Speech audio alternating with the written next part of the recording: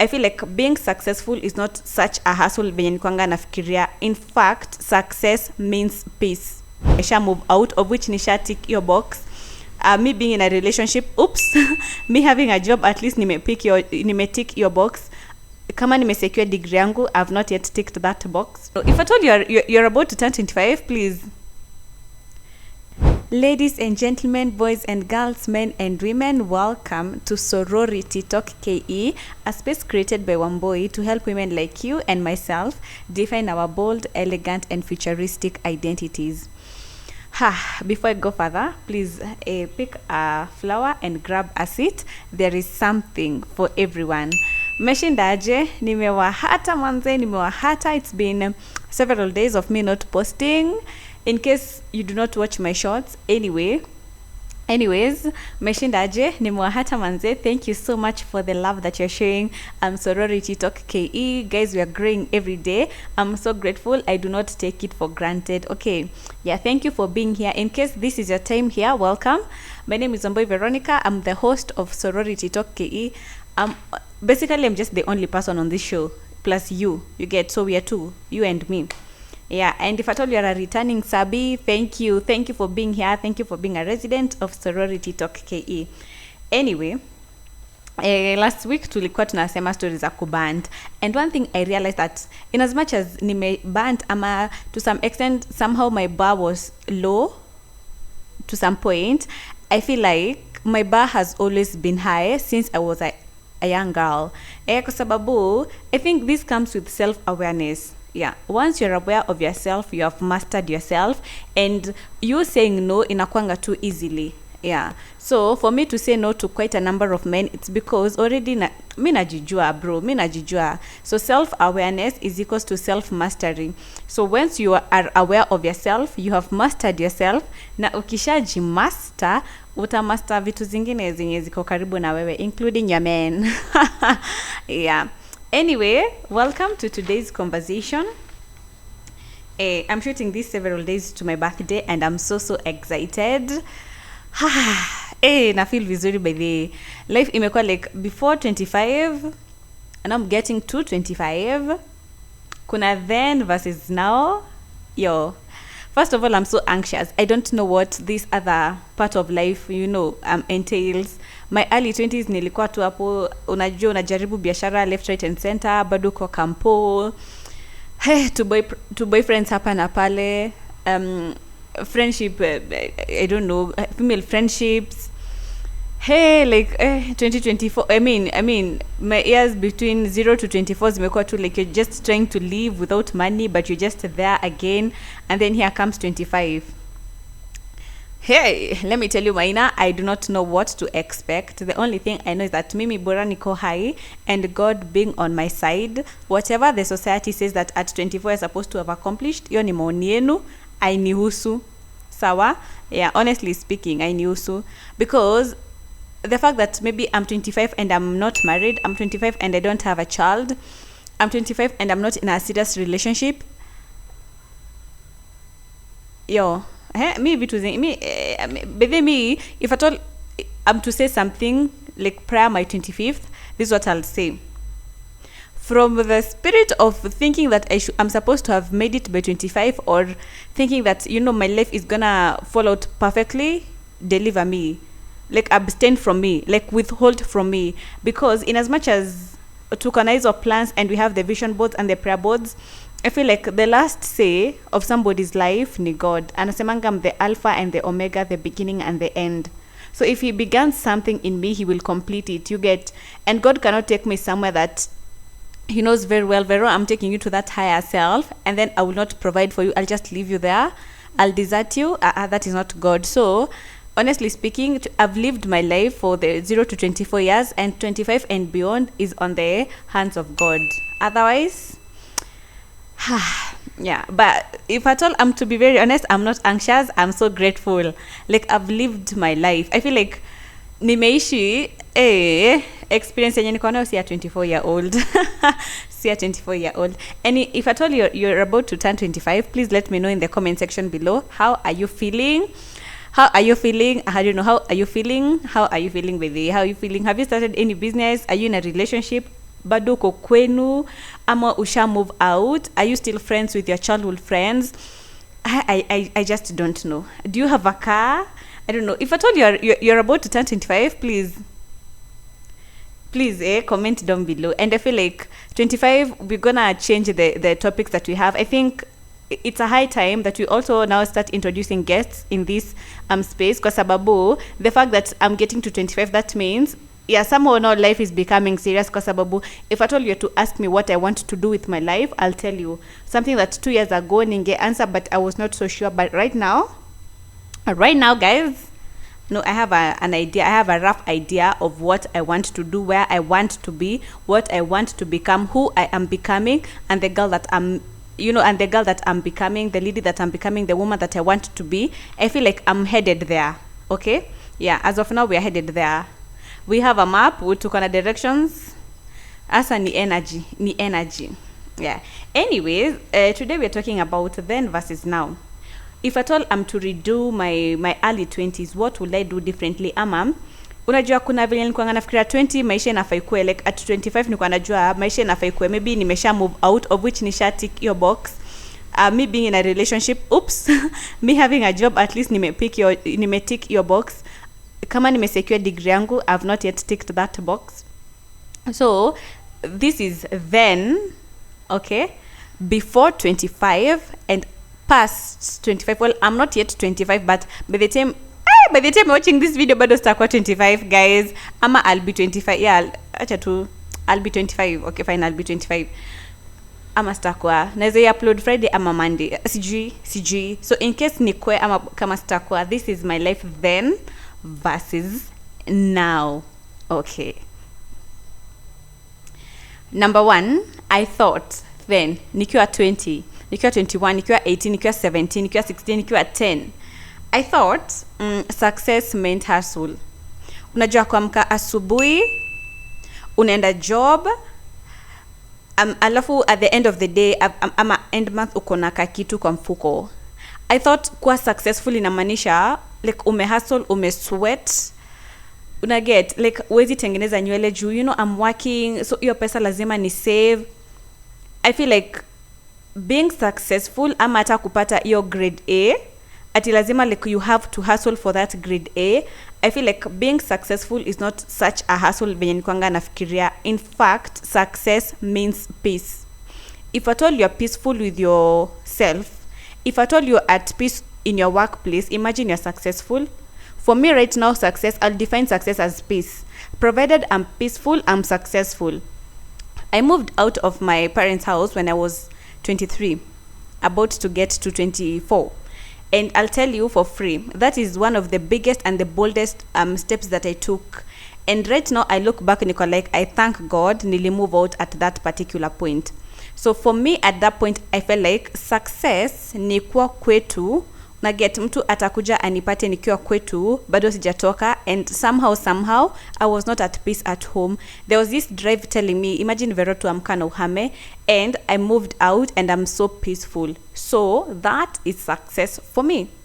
Yeah. Remember, opinion yako ni yako, yangu ni yangu. So for me, success does not have to mean that I'm toiling, I'm sweating, niko huku navunjika mgongo ati for me to No, in fact, this hustle culture is not my name. I refuse to live in survival mode. So, yeah. And then number 2, I thought friendships would last forever. Unaona huyo mtu mwenye me grew up na in the same neighborhood. Flaz na ni block. Huyo mtu mwenye meishi na in the same neighborhood. And then maybe you grew up together, maybe tukaenda the same primary, the same high school. Ama maybe tukapatana pia kampo, mimi niko najua huyu tutaishi forever as friends. You get to an extent whereby tulikuwa tunaambiana, our children will become friends. And right now, I feel like I've learned. So then I thought friendships in a lastingi forever. But now I'm like, friendships come and go. I've learned to embrace the beauty of seasons and letting go with love. Kuna watu wengine wanakujanga kwa maisha yako in two ways. There are people who come as angels and there are people who come as lessons. Okay, so it is you to tick the right box. Okay, yeah. So for me, letting go of friendships like with out of love, like no bad vibes or anything, but I'm sincerely speaking, letting you go out of my heart and out of my life with love, wishing you nothing but the best in your life. That is something that I never fathomed. Hiyo ni kitu yenye sikuanga na imagine like itawai happen. Yeah. And then maybe in the part of friendships, kitambo nilikuanga nataka kujulikana, kuonekana, but nowadays I'm such a loner. So I thought being known is peaceful, but I think being an introvert, being introverted, and then just staying in my space, staying in my cage is so peaceful. And yeah. Anyway, number 2, I thought kitambo, you need to be validated.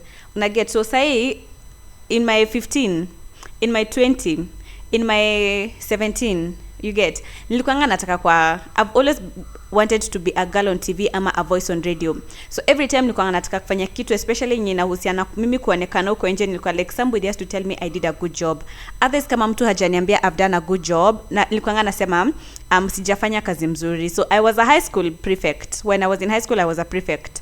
Alafu unajua venye unaenda kwa assembly kuongea, and then nobody notices that you have said something. So hapo ningeenda kusema TXK, good morning school this week, Susan, Karen and I are on duty, we expect maximum cooperation.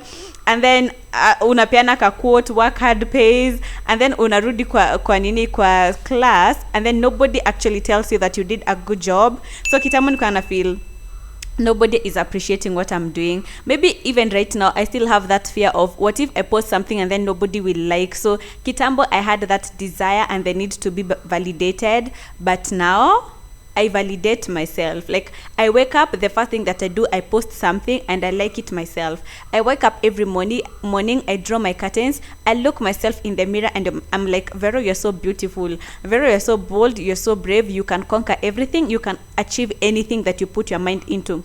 So right now I wake up and validate myself. I wake up and like myself. So somebody else liking me, somebody else liking my content, somebody else following me, that is secondary. The primary job, I did it myself. Okay, so kitambo I thought validation is key, but right now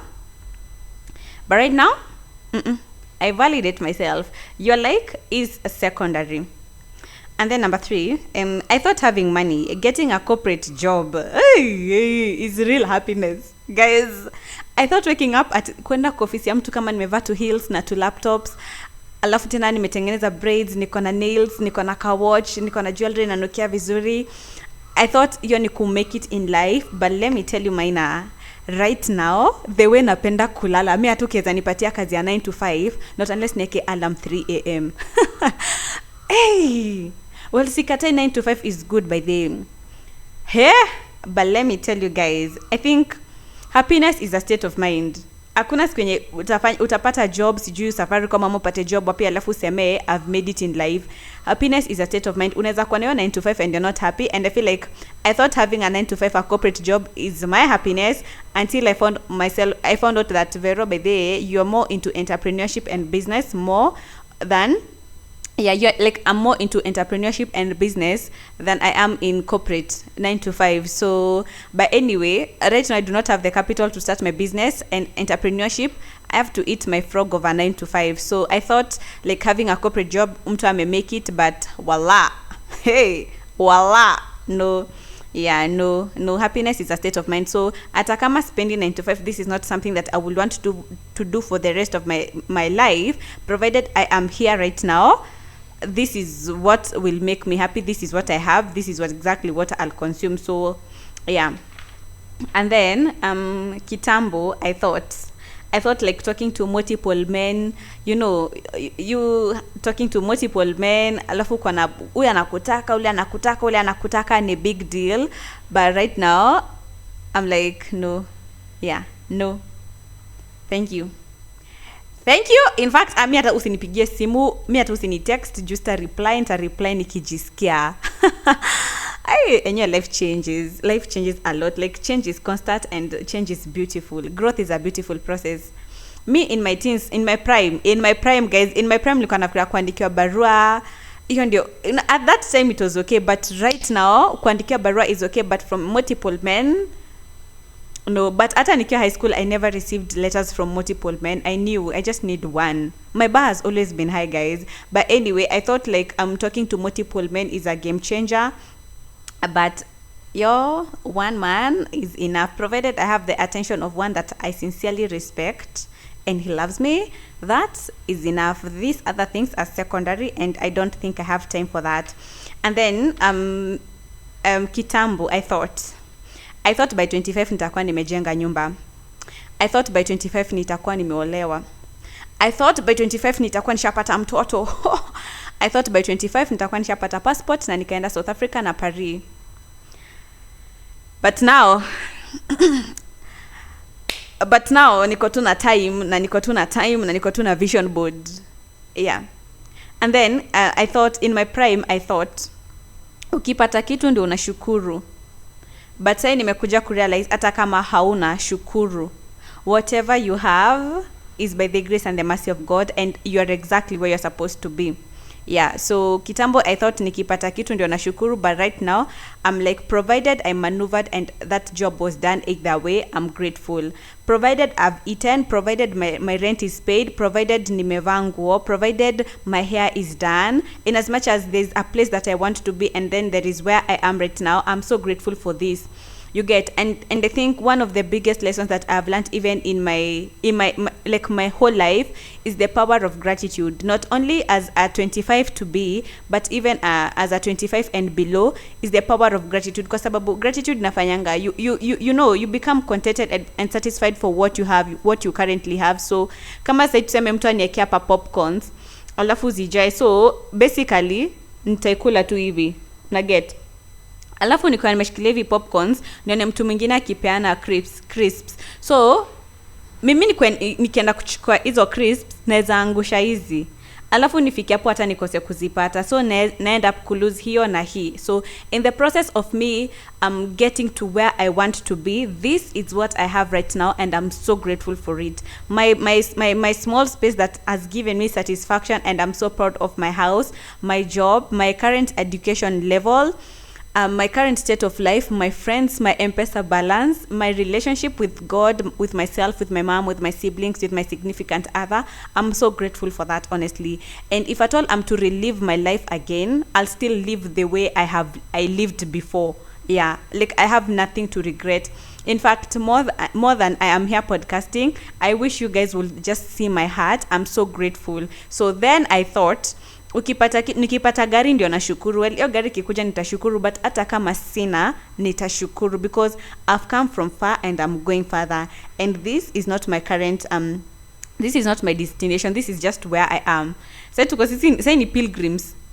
Pilgrims unaketi mahali kwanza unakunywa kitu alafu unaendelea na safari. So right now this is where I am, and I'm so grateful. And then this is just an encouragement for the girl watching this, for the lady listening to me. Life gets better. Whether you are 25 and above and you feel like you have not accomplished anything significant, ama you know your life is not as sophisticated as the society puts it. At 25 unapokuwa na job, unapokuwa na side hustle, unapokuwa na bwana, unapokuwa na watoto, life gets better and you are exactly where you are supposed to be. So at no point should you look at yourself and you feel like you're useless ama you're worthless. No, you are exactly where you're supposed to be. Okay, in God's perfect time, He will make everything beautiful for you. But until He does that, be grateful, show gratitude to God. Then I thought, God takes forever. But I feel like God speaks to us even in the smallest ways. Like you see, like me sitting here right now, somehow God is speaking to me. Are we together up to that point? So to my 25-year-old, I'm so proud of you. I am so proud of you. And yes, the inner child in me is so happy. Yes, that girl is thriving. And if at all you're watching this and you're 25 and below, I'll tell you, life gets better. You are exactly where you are supposed to be. You're beautiful, you're bold, you are brave. Continue dreaming. Whatever you put your mind into, you can achieve. If you can dream it, you can do it.